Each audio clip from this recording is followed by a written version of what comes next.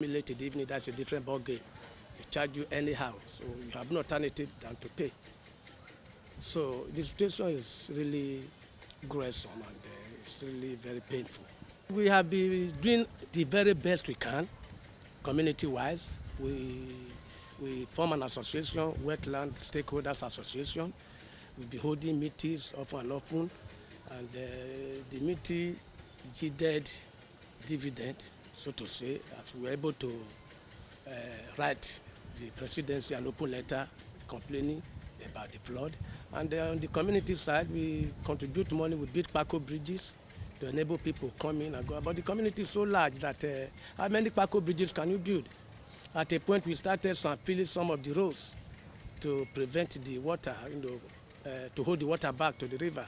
But all that are not enough because the place is massive and the work needs a huge sum of money, which individual, even community, even state cannot afford. It is not the rain, because no matter how much it rains, our place is never waterlogged. Even Sulere area, Bariga area, Kate will be in flood. We are never in flood.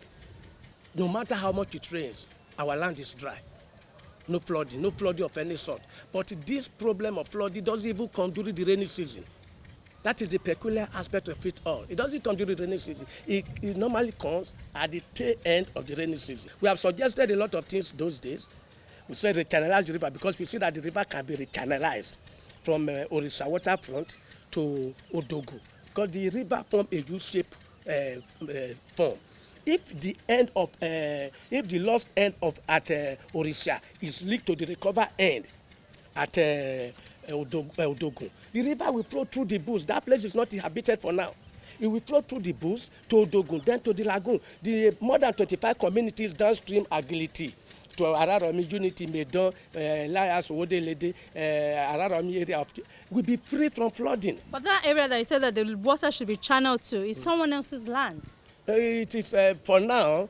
It is a vacant land, no houses, no development whatsoever. Government owns all the land. There's no argument about that. Any part of the land government want to use, no power stops them. The best they do is they pay compensation at worst.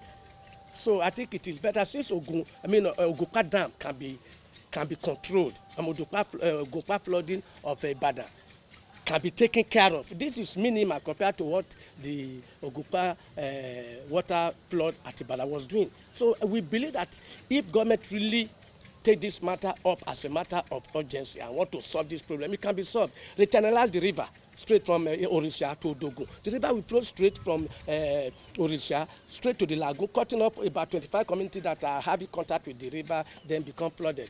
Then 2, 3, we also think that the dredging should be stopped because the dredgers destroy the bank of the river. Formerly, when I came into my community 202, the river has elevated edge. When you want to see the water, you have to climb to the edge of the river and then you see the water below. But because of constant dredging, automated dredging and manual, all the banks have caved in. The river is almost flat with the land. Then we also think that the discharge end of the river into the lagoon should be critically examined because we believe that the lagoon and the river has the same depth. Because in the afternoon, you see the river flowing back, experiencing ocean tide. In the morning, it flows in. In the afternoon, it flows back. And when it's flowing back, when the flood is on, any point they meet, the flood start coming out. So the federal government, these are tasks that cannot be met by the state government alone. We know that federal government, when they bring in their might behind all these things, they can restructure the discharge end of Ogo River to the lagoon, and then they make the lagoon deeper than the river because of low altitude the river flows to. Then when it gets to the end of the discharge point, it will fall into the lagoon. So there will be no room for flooding. Also, we found out that many of the distributaries have been blocked. River Majedu is a distributary of River Ogun. There are 2 other distributary channels between Majedu River and Odogun. Then from Odogun to my 12, there are more than 8 of them. Nearly all of them are blocked, except the one at Owode Adekule and the one at Kyokyo. There's no channel except the one at Owode Adekule. And the one at Owode Adekule is not properly linked to other once. Since the others are blocked, they would have leaked those others, one like the one at Caron, the one at Checkpoint.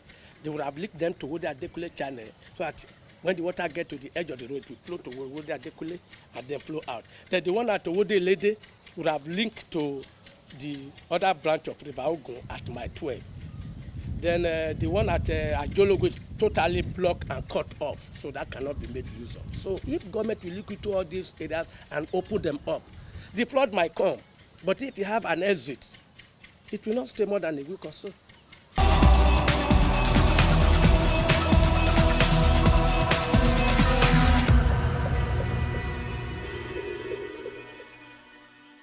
It is very evident that everyone has a role to play, individually and collectively. And more importantly, governments at various levels have a lot more to do to ensure sustainable development of our communities.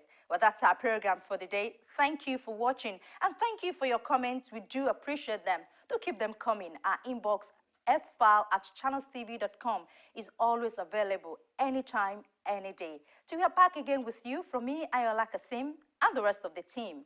It's bye for now.